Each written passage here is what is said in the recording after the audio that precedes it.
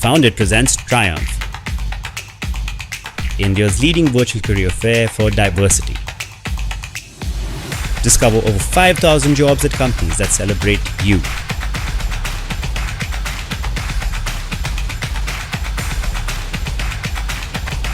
Find a workplace that's equally yours between the 12th to the 14th of November. Enroll now.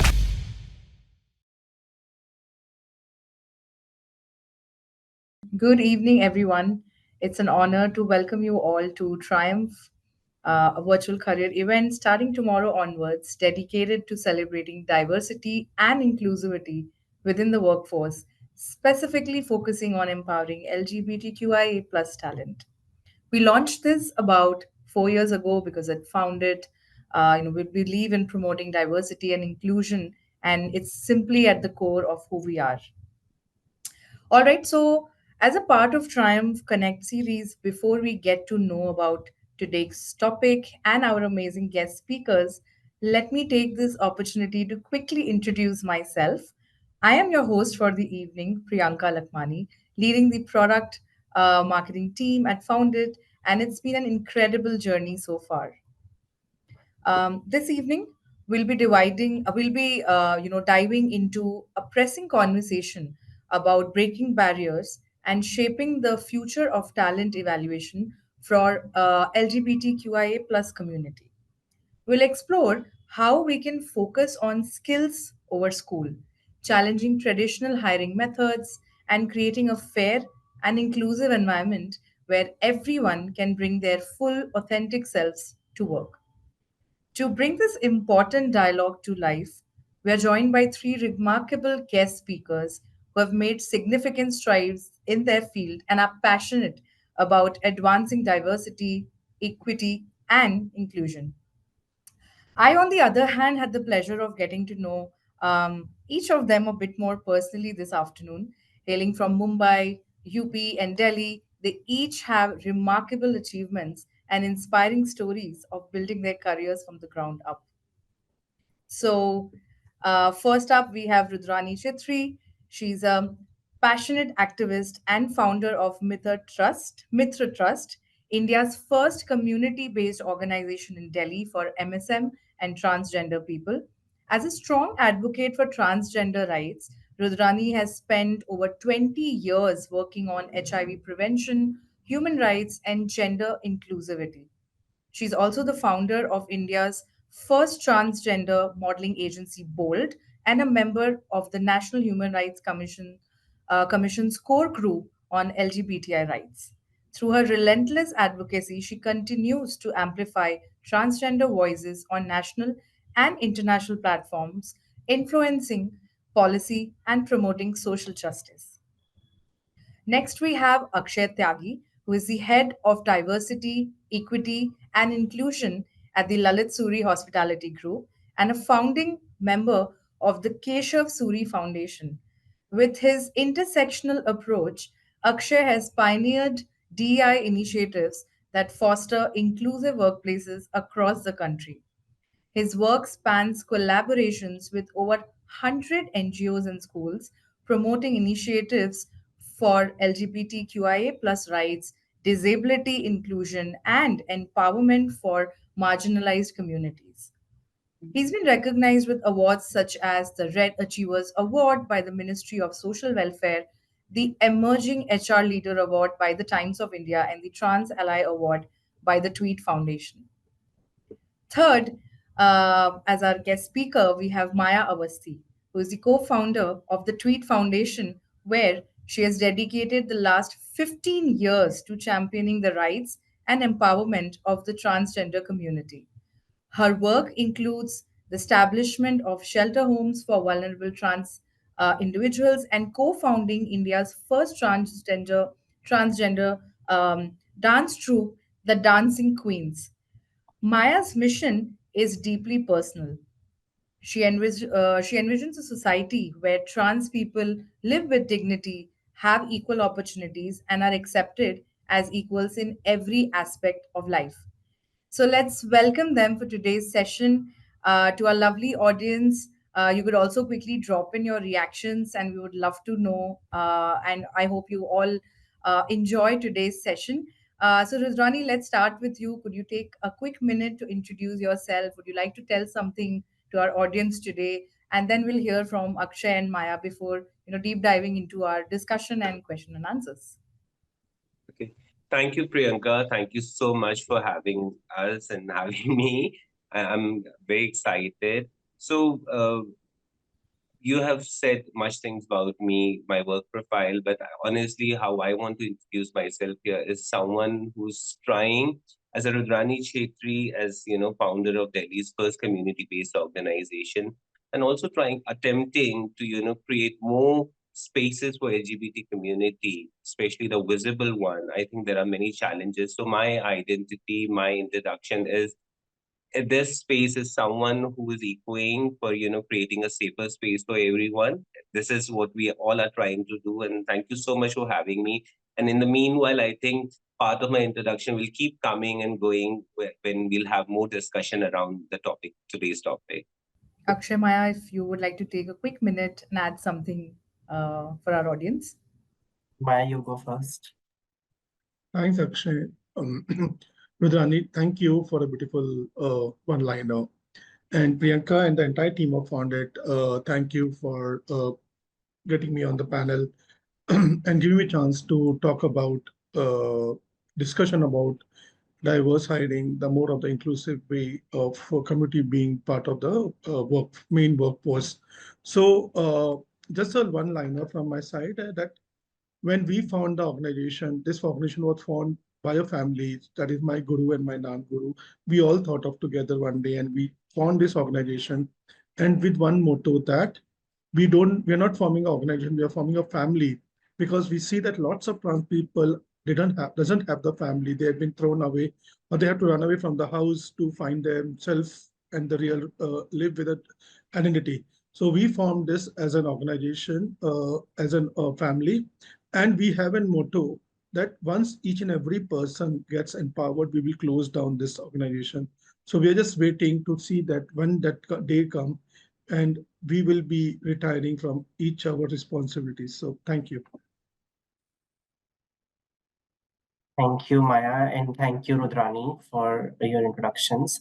So, in a nutshell, if I would have to introduce myself, I would just say that just like founded this conversation, I want to be Aditi and Dave, who would be in backdrop, would ensure that everything is in place and become that support to ensure that conversations like this happen.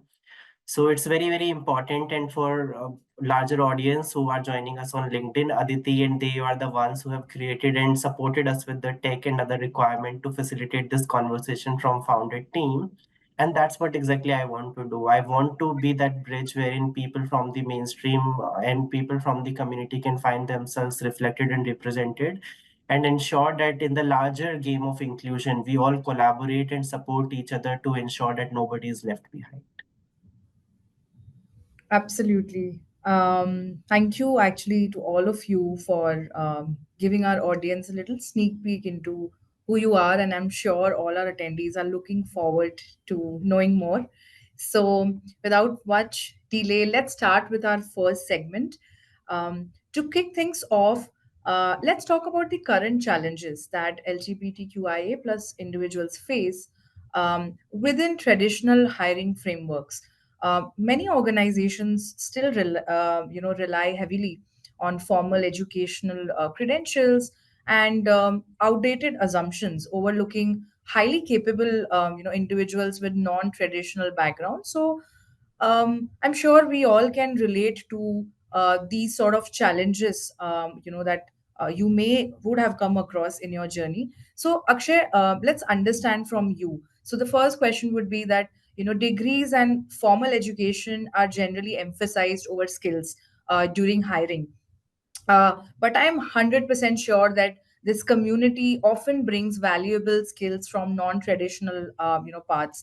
How can companies start to shift away from this traditional mindset and evaluate talent differently in this case? Okay, so to answer your question, Priyanka, I would first like to share three stories. There is Mhm. a person who was facing a lot of discrimination in school, was only able to actually do formal education till 10th class, because they were in all girls school, and there was hardly anybody who was able to understand their transition, their life, and why they are unlike other girls in that school.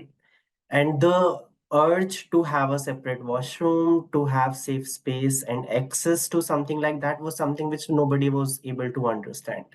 They decided to leave the school because that wasn't welcoming, and further were in a situation wherein neither they had parents and no they had any other support to continue with their life like they wanted.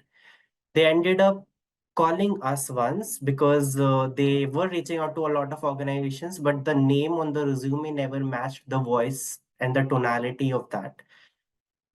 And we started because they were 18 and a half year old back then, and had no idea what they want to do, but were only looking for a job because they had a younger brother to feed.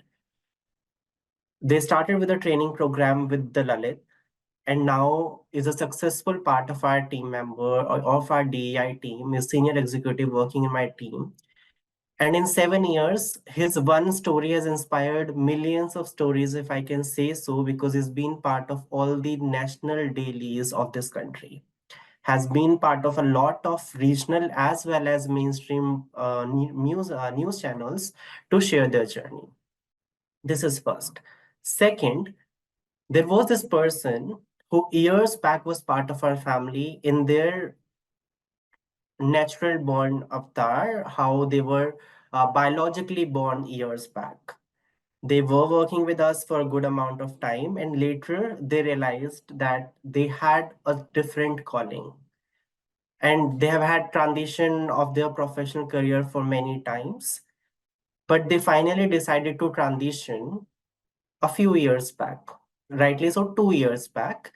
And in after 1 year of their transition, they came back to us saying that I have always wanted to live like this and wanted to work like this, transitioned, and now have joined us as general manager of our kitty Soor.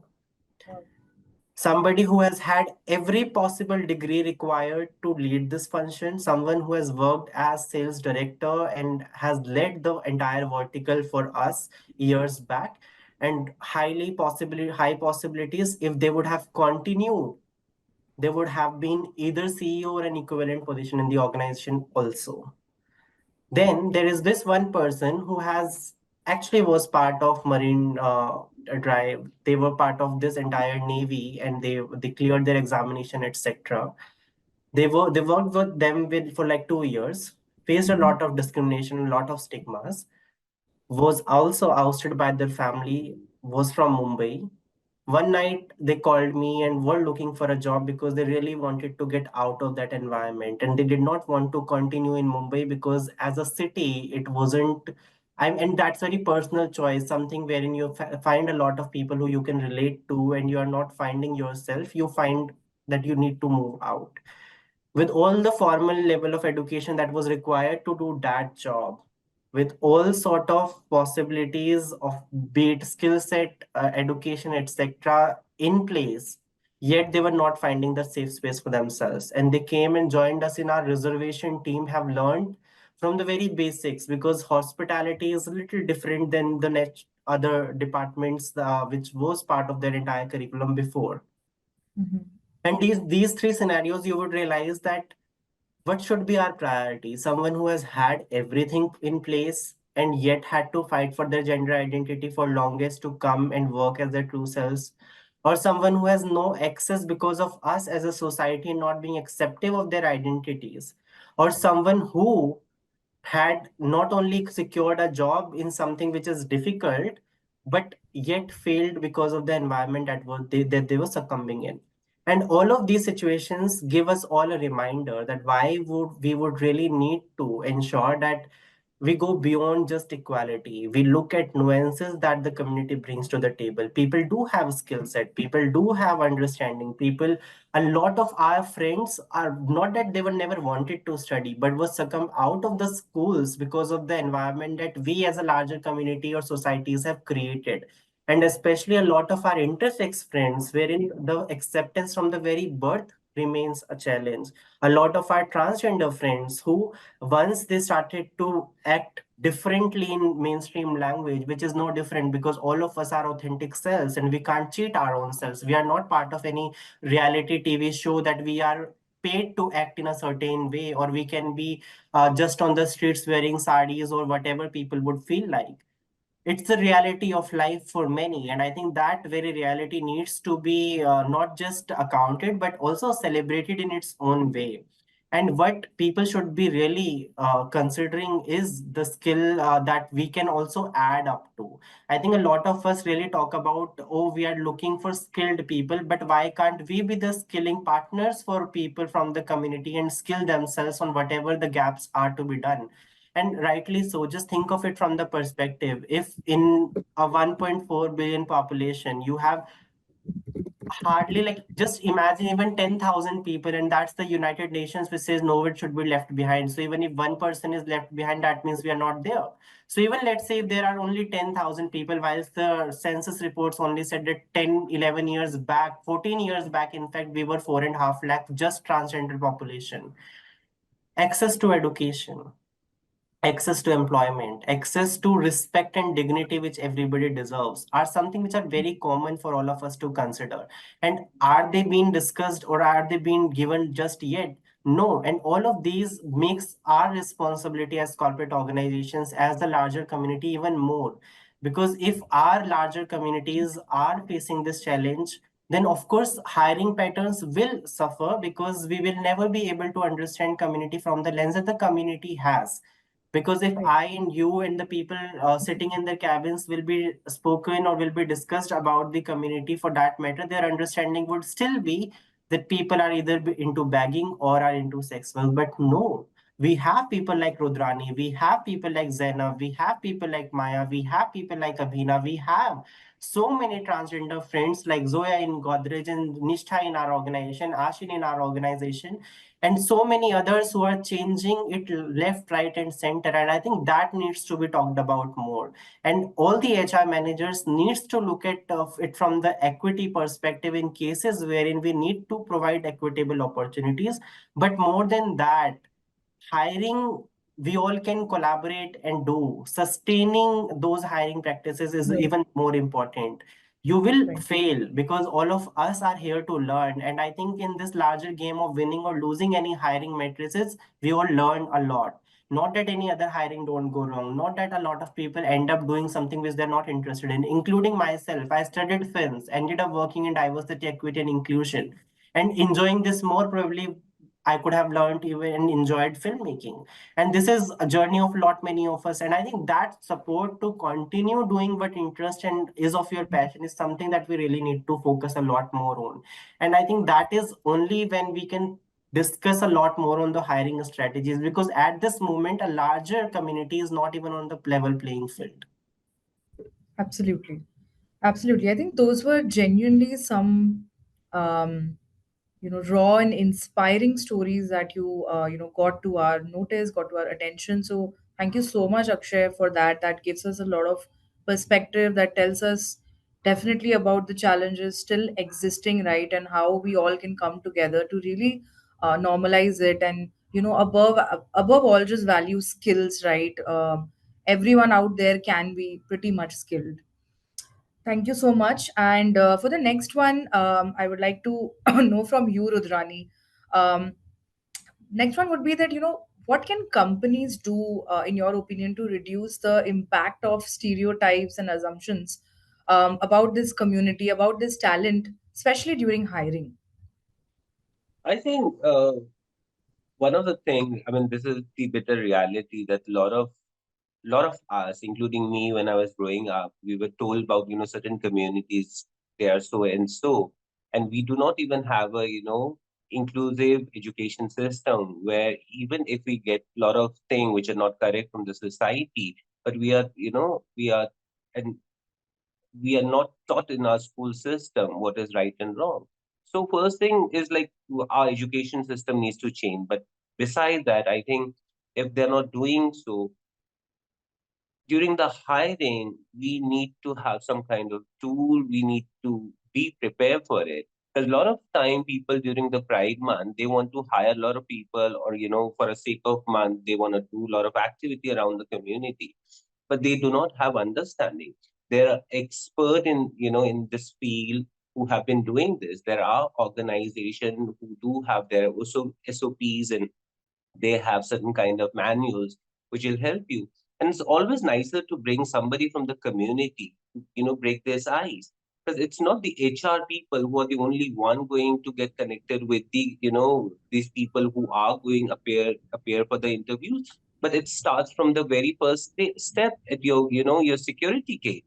You do Absolutely. not know how much of a confidence a Yeah. person needs when they appear for the interview.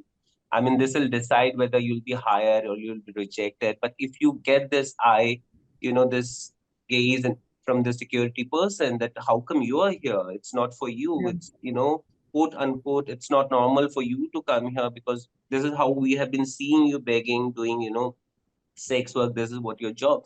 So I think educating us, our own team is very important, and it should not limit to only HR people or one particular department there where they will be placed after hiring. The entire It's everyone. organization need to understand. It should be Yeah. a lot of time people say it should be top to bottom, but I say it should also be from bottom to top. Everybody needs to understand. And I don't see to be a visible transgender person. A lot of time people when misbehave or people do certain kind of thing which is not nicer to me, even my job is to educate them, right? This is what Mhm. our responsibility is. But a lot of time people do not do this. It's only the activity around the Pride month, and the Right. the only responsible team are the diversity and inclusion department Maybe and those team members. consistent efforts are lacking. Yes, yes, and it should be everyone, each and Yeah. everyone. I think when you want to hire people, you need to understand who they are, where they're coming from.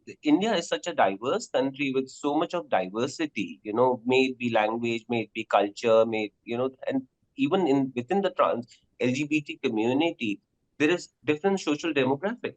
I mean, you cannot assume somebody, if this gay person is appearing, oh, he'll be, going for some kind of a upper level job. If a transgender person is coming, she'll be doing some kind of job at the back end. You need to give equal opportunity to each and everyone, but before that you have to prepare yourself, you have to learn yourself. Most of the time we fail because we want to do something nice, but we have not done our homework. We need to Yeah. do our homework. We need to educate ourselves first, because these kind of learning, this kind of prejudice are so strong. It may not go away with one session or one person coming. It's you have to keep doing it, and you also need to ensure the people you do have around the HR team, how much of sensitive they are. I think one part of hiring everybody, may it be transgender people, LGBT people, whosoever, but even in the journal community, if you hire them, you need to understand how inclusive they are, or they Yeah. are willing to, even if they are not willing to, how much they are willing to change. Because in coming times, this places will be inclusive. I mean, there is no escape. I mean, you will have people working around you who may come from different sexuality, different gender, or maybe people from the disability. So don't see them with the sympathy. I mean, Right. just try to understand. A lot of time people do have this pity. Oh, they are here. We'll try and behave nice. So I mean, people even with conscious way, they try to they fail sometimes. So being prepared is a very important thing, especially for the HR team and also the team member who will be working around this person. Right. Absolutely, that makes sense. That how just continuing from there, that consistency is required. And it's still not there, and also the fact that how we still need to all be sensitive about it and still try to normalize at the same time and have a more inclusive, sort of an environment around. Absolutely. With that, Maya, we finally come to you and would love to know more about that. There are so many LGBTQIA plus professionals that have developed critical skills, say resilience, leadership, empathy, and through their life experiences, right? Of course. Yet these are often overlooked in the hiring process, and we all know that as a part of corporate culture, these are already pretty important critical skills that are needed, to execute the day-to-day tasks. So, how can organizations better recognize and value the skills gained from these non-traditional paths? I think uh, I think one of the most important thing is during hiring or when they have it is important to acknowledge people who are from gender or sexuality diverse. There should be sessions when you do a town hall or when you do a monthly meetings. Let's get their human stories during those meetings, because fighting is the spirit which each and every individual, irrespective to their gender identity or anything, I'm going to say, I'm talking about cis people also, there is always a fighting spirit. And survival is something more important in corporate also. You have to give your best to survive. So from the community per se, uh, they have been surviving from lot many years for being themselves, irrespective to being bullied at school, irrespective to being facing discrimination from family or from the relatives, irrespective to being not allowed to step into a public place. So there are the place where, and there is a resilience. Okay, the same thing has been take. The people can take it to the corporate. So, for example, I may not be a graduate, but I have a will to work as a computer operator or as a receptionist or as a manager or a team leader. And I have a resilience that I will do it Yeah. because I know I can do it and I can complete my education irrespective to my gender identity and all. So, for Mm-hmm. example, like, we run a shelter home in Mumbai and Delhi, and Mm-hmm. we have lots of young kids above 18 who have been not accepted by family. We adopt them, we train them, we get them education, and we uh, get them skilled Mm-hmm. on a particular level so that they can get entry at corporate. And trust me, our retention rate is 80% after placing. So I'm going to say that's itself give an example that the learning from the life, they put it in their corporate world. And Correct. that's what they have survived from the entire bad issues or bad phase of their life, and they are Right. sustaining their identity. And this is Correct. same thing they are doing it at the corporate level. So I think a corporate should learn about the there are intangible things also which need to be taken care of. I can give an example. When we were doing one of the project with Mm-hmm. one of the embassy, and they were very clear, let's do with Hijra community. And I said, like, don't do with Hijra community, put it to the trans itself. They said, Mm-hmm. no, no, no, we do want to do it with Hijra community. Let them skill and get job. I told, like, you are talking of people who have never been to college or school. You want Mm-hmm. them to get trained in 6 months and get into job. It is too difficult, but they Yeah. wanted to do it, and we did it.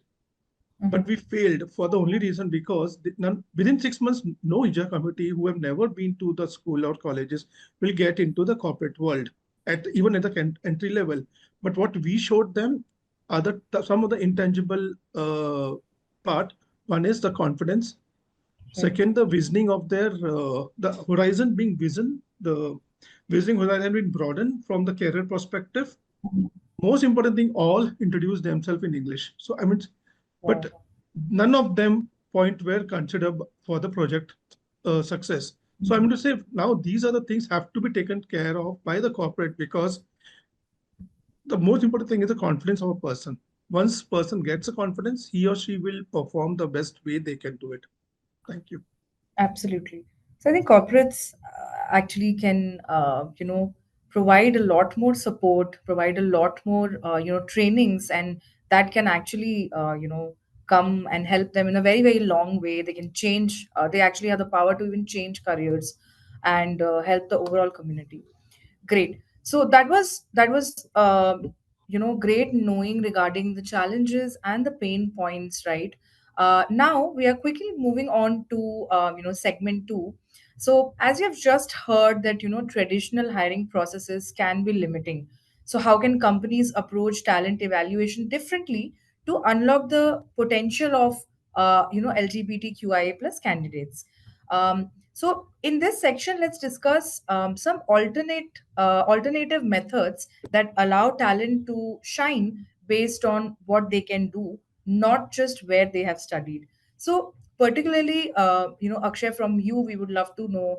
I remember that where in the afternoon also we did discuss regarding a bunch of learning initiatives, right, that have already been taken and introduced and implemented at your end, right? So, how can companies create a more inclusive hiring process for this community, starting from, let's say, a resume selection to covering the entire portfolio and case study review rounds? And then also choosing the right, interview format, could be a structured or a non-structured one, just to minimize biases and then allowing talent to shine. Okay, so I think I would like to respond it saying that in most of our conversations and understandings, it is never the company, it is always the people who choose the company. So, I mean, all of us decide where do we want to go, because no given organization, I mean, that's very, and it's the same thing with even the community members. To begin with, I think when it comes to hiring, I would like to go a little before hiring, especially in the times when we are talking about inclusion and a lot of visibility and a lot of visible support that we are to the community. I go back to section 377 reading down and that happened in 2018, and much before that the Lalit took this decision, and that is a very personal story. I'm not saying that we are all on the same page, all the organizations, but we have had people in our own team who came out with the relationship status, and in one fine day we in our meeting realized that in a lot of our medical insurances, if a spouse, in as per the definition, a husband is wife is covered, then how are we protecting the rights of somebody gay and the relationship and the partner? How are we ensuring that a lesbian couple is also safeguarded within our policy framework? How are we ensuring that if every other possible medical support has an insurance policy, then why do we not have medical transition support when it comes to gender affirmation? And why our trans colleagues are not there yet? And all of these questions made us realize, and that happened to us luckily because we've had team members who came out with their narratives. So, and that is why I said I'm not comparing, but I'm highlighting. But what I'm highlighting in all of those conversations is also that how often do you communicate with your internal team members? And what is the level of conversation you are having? And who is having these conversations with your team members? Because a lot of us often look at the mainstream narrative, rightly so. If just now we are just four of us on this call, but if at this point in time I will ask you to order a drink, Priyanka, what would you like to have at 5:40? Mhm. Tell me, what would you like to, if you have to place an order for yourself, what would you order?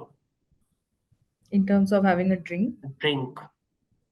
maybe I'll go for a coffee. Maya, you have to unmute yourself. And Rudrani, you also think about yourself. Orange juice. Orange juice. Rudrani. A fresh lime water will work for me. So can you see that on this call itself, we have three different perspectives while the question was Yeah. same. And Yeah. in at no given point in time, after asking you, I can tell you, oh, I'm sorry, but I only have tea, right? So all of these are some of our harsh realities that we often don't look at, but it's very important that we ensure. And this is how inclusion also works. Inclusion doesn't happen by conversations. It is an investment. And as much as I'm wanting to hire people, I also not need to spend time with the people, because belongingness will only come in when people find themselves really heard and seen and valued. They will not join any of our organizations without looking at the fact that all of us are not really involving them. All of us are only hiring because we have now something to add to our data, which is maybe a DEI matrix or maybe a DEI component, and we need to look beyond that. And I think this is something that Rudrani and Maya both are doing. So at the Lalit, what we have started is when we realize that, oh, whilst people who are maybe from the community but are able to secure a decent livelihood or place Mhm. themselves in a good job or are able to find themselves, our Mhm. goal goes beyond them. And now it goes for them who are not yet, like Maya also mentioned, did not get the opportunity to complete their education or hasn't had access to safe workspaces. And we started our own learning program. So it's a skill enhancement training program. And I'll give you a brief glimpse of the program that we do. So in this program, because we know that not all of us, and I mean, to honestly speaking, there is a fear to even go to a five-star hotel, which is there. And I cannot deny that because I myself had at one point in time this feeling. And Lalit was my Right. first ever five-star hotel that I also visited. And Right. people from distance feel that, oh, will I ever be a well fit for this five-star hotel? So Correct. first we engaged ourselves with the community, and whoever we interacted, we told them, you come and you just experience and explore for first 3 months. We will Mhm. get you to go to front office, housekeeping, F&B service, production, go to all four core areas and see what is exciting for you. And herein we are not talking about what did you learn in 3 months. It's exactly what excited you in 3 months, because only what excites you will get your interest in something to deep dive in. After this 3 months, we do an assessment and we understand out of those 4 or 5 departments you explored, now tell us 2 departments wherein you are really, really wanting to work and learn more. After that, we put them into a 6 months structured program for 6 months, which is 3 months you work in one department and 3 months you work in another department. After these 9 months, we do another assessment and we come back to one department of your choice, because in 9 months you will be able to find yourself and your interest and everything with your team that you work with also. What is Mhm. now getting more of your interest, what is exciting, what is interesting, and what is enticing enough for you to find your career now. And this is how in 20, and then we have a buffer of 4 months as well, because like all of us, not all start from the same point and everybody is on a different learning curve. We have a buffer of 4 months wherein if someone is not ready in 20 months, we ensure that by the end of 24 months, we have a full-time team member. And I'm very proud to share that in last 6 years, almost 70% of DI hirings that have happened starting from the scratch, from the very basic learning program, 70% of them are full-time team members with us already. And they're working in different departments. They are successfully working.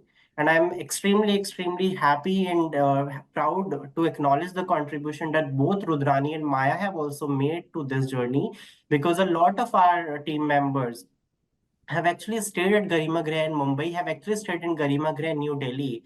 So people who haven't had access and safe support for housing, these organizations have pitched in their support to provide them with housing, and we became the skilling partner. And now they are all able to independently live their life without having all of us in place. But what we are proud of is that all of them made their own contribution in their own way by just getting these extra supports that both Maya and Rudrani in their limited capacity and us at the Lalit in our limited capacity have been able to provide. And I think this is what we need to come up with. We need to Right. look at reasonable accommodations. And also, we often discuss diversity, equity, and inclusions strategy for organization. And it's very strange because the word very diverse suggests that it cannot be static approach. So we have to look at diverse approaches as well to ensure inclusion also. So I think if we get to do a little work on that, engage more with community, we will get Mhm. there. It's not a tough journey. Absolutely. Those were some absolutely great insights, initiatives, steps being taken for sure. I just like the fact that freedom of choice is given ultimately leads to, leads to finding yourself, right? And then obviously that leads to feeling more confident and contributes to being a lot more independent. Those are some really great insights. Thank you, Akshay, for that. With that, we'll move on to quickly to our third segment with Rudrani. Now we would also like to understand that how could we actually promote a skills first approach. So let's talk about sensitizing recruiters. We were talking about this, I remember, in the afternoon, and you feeling strongly about this. that the recruiters who go out to hire first, right, they should be the first ones to be trained and coached on how to deal with this community, how they can be more sensitive to begin with, right? So what do you think, what kind of trainings recruiters should have, recruiters should receive to better assess diverse skill sets, especially for such talent?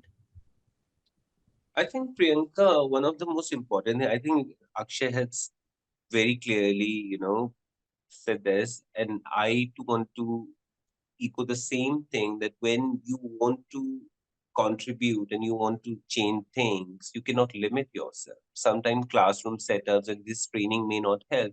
You need to go one step ahead to, understand.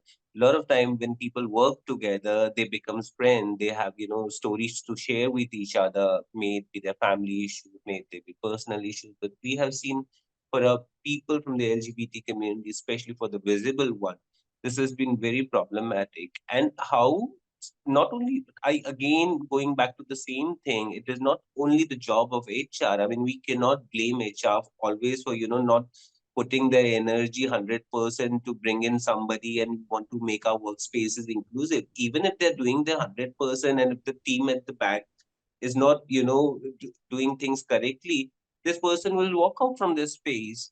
The only thing which I always emphasize is, as a team, we have to work together. Learning is not, difficult. Unlearning is not difficult. We have learned a lot. Even me as a person, as a transgender person, I behave sometimes, very not nice. But I need to realize what I'm doing is not good for another person. It's not good for our company. It's not, good for the system which we are trying to create, where we, so proudly says that everybody is welcome to work here and everybody is feeling safe. I always give example of, cis women, the kind of difficulties and challenge they have been facing for years and ages. But even today, things are not 100%.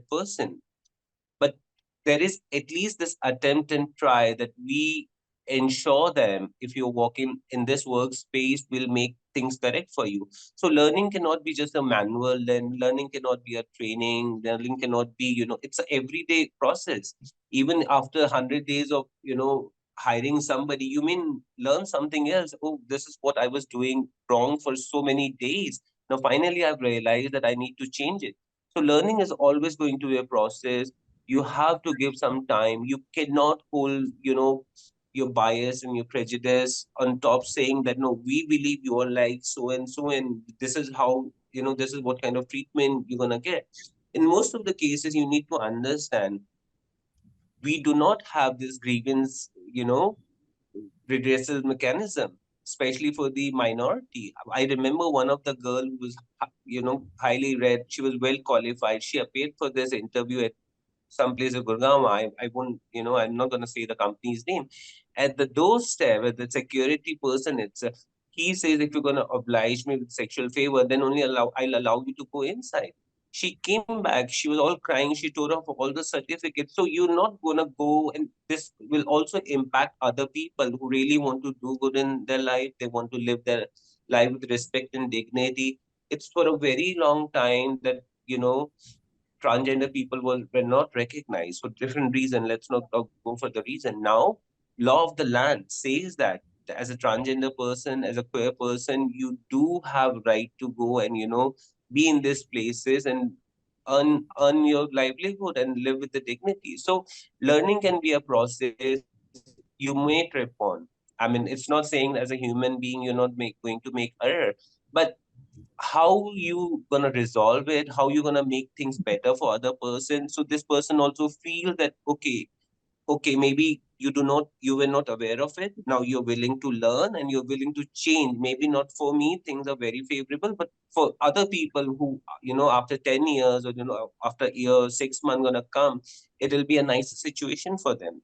So I think Yeah. learning is a process. We cannot, hold accountable to anyone, may it be HR team, may it be security guard, may it be the peon of the, office.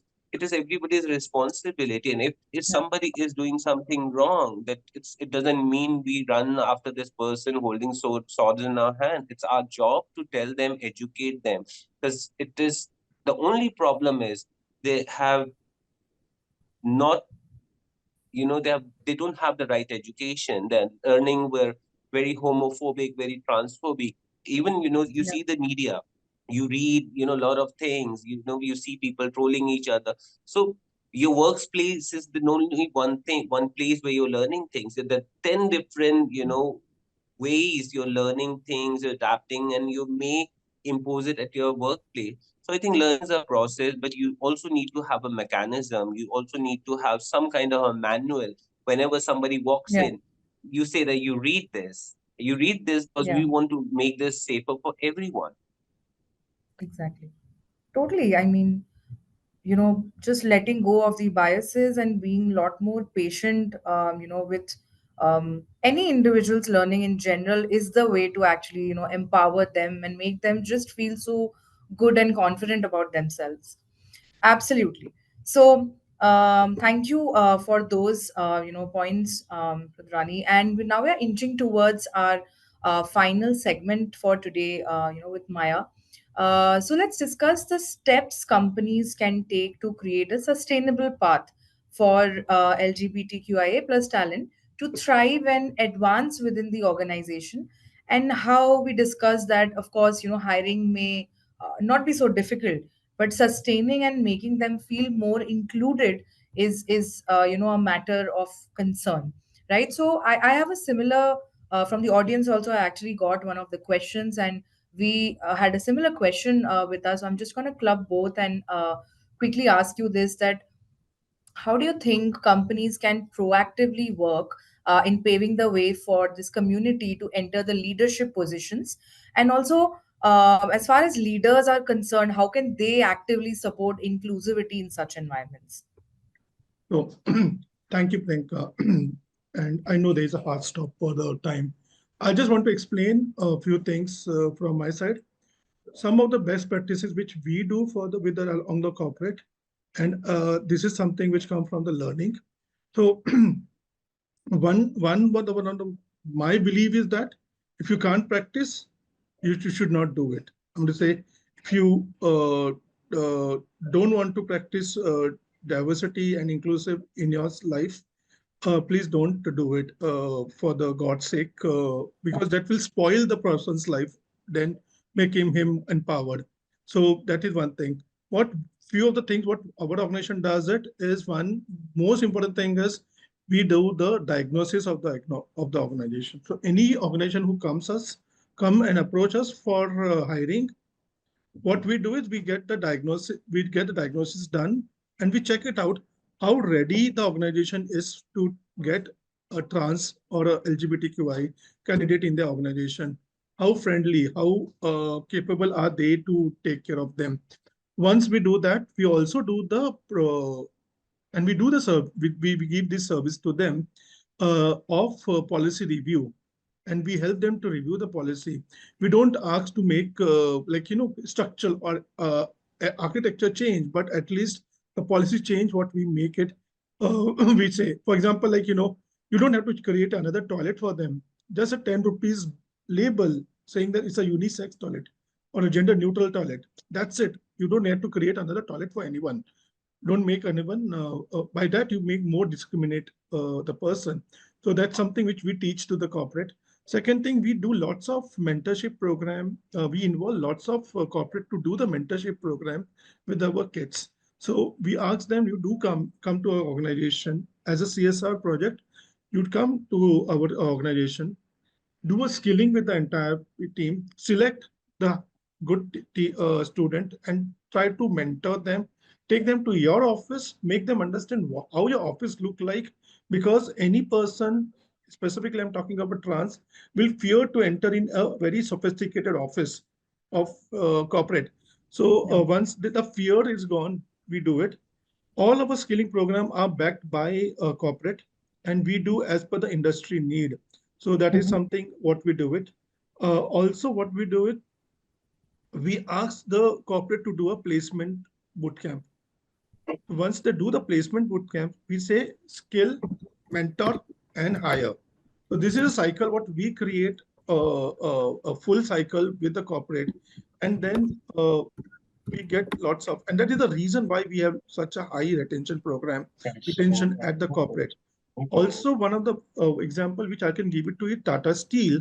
What we did in 2 years back, Tata Steel, when they approached us to get transperson, and we said that lower down your, the very first part which we did it, na, education ka kaisa hota hai, something like that.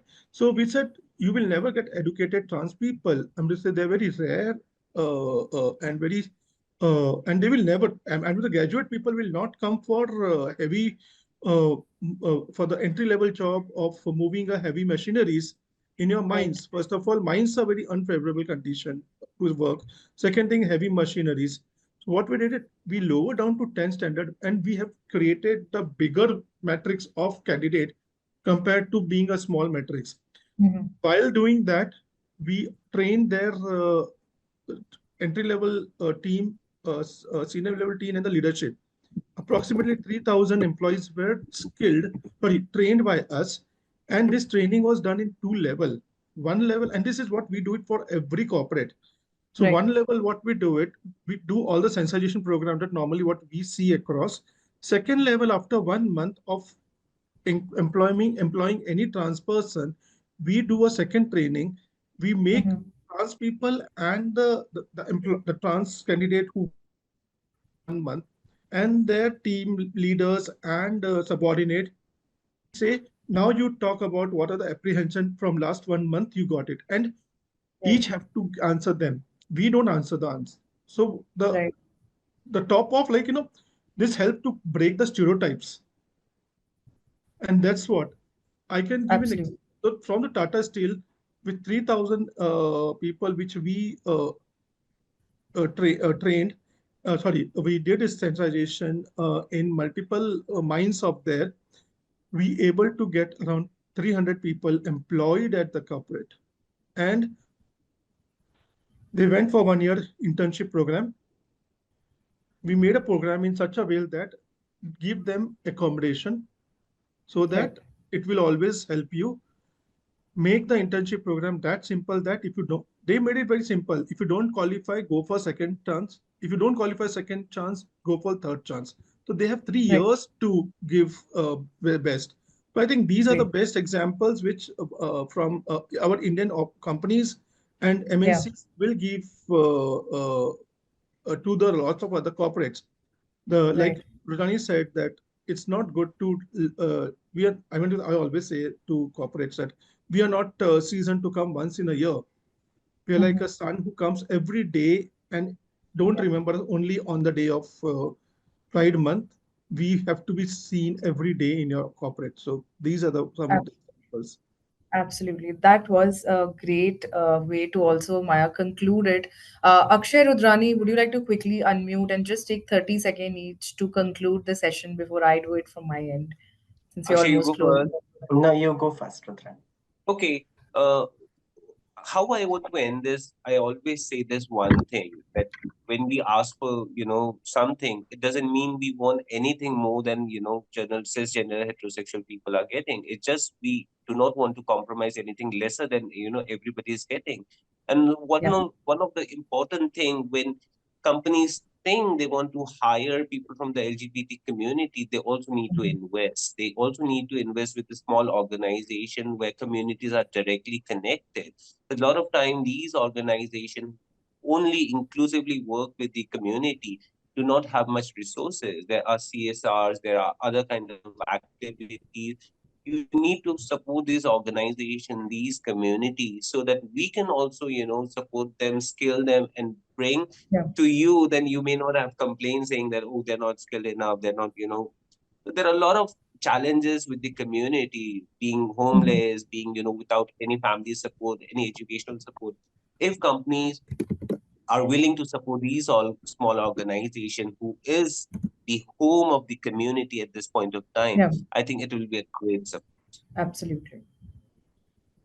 Thank you, Rudrani. So to just close it, I would just say that to all the community members who are watching this, you are seen, you are heard, and you are valued.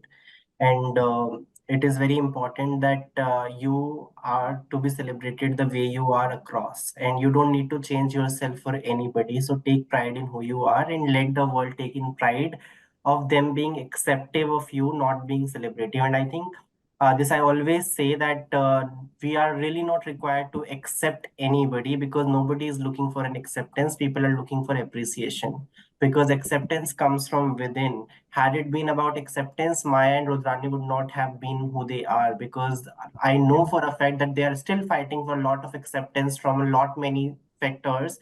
But it is also appreciation which have constantly drove them to the point that they are sitting right here today with us.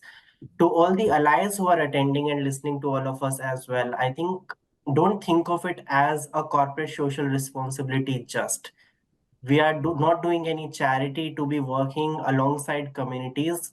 What we are doing in it is believe it as a way that this is the right thing to do for all of us. And I think the more we invest in each other, I'm not saying that you only become the messiah and everything else will change.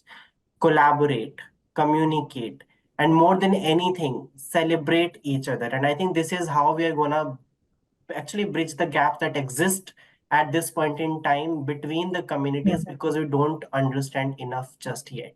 So I think this is how we are going to make this world a more safer, inclusive, and celebratory one for each other. Absolutely. So tonight we've touched on the importance of breaking free from conventional hiring practices, recognizing the strength in lived experiences, and fostering a culture that values diverse skills. As we move forward, let's commit to creating spaces that celebrate skill and character over convention. We are all part of this change, and I encourage everyone here to take back what you have heard tonight and implement it in meaningful ways. Let's build a future that's truly inclusive, one where every voice and talent can thrive. Thank you to each of our speakers for sharing such powerful insights, your own stories, and practical steps. And it was wonderful hosting you all. With that, I hope you all had a great time. Thank you once again, Maya, Akshay, and Rudrani. It was absolutely And amazing thank connecting you, with you all. Priyanka, on behalf of three of us and everybody from the Yes. community. You have been wonderful and amazing with us. Thank you so much. And I would love to genuinely just connect with you also after this on LinkedIn. My requests are coming right away. And thank you again so much for taking out time for us. Signing off for now. Thank you all again. Thank you. Namaskar, everyone.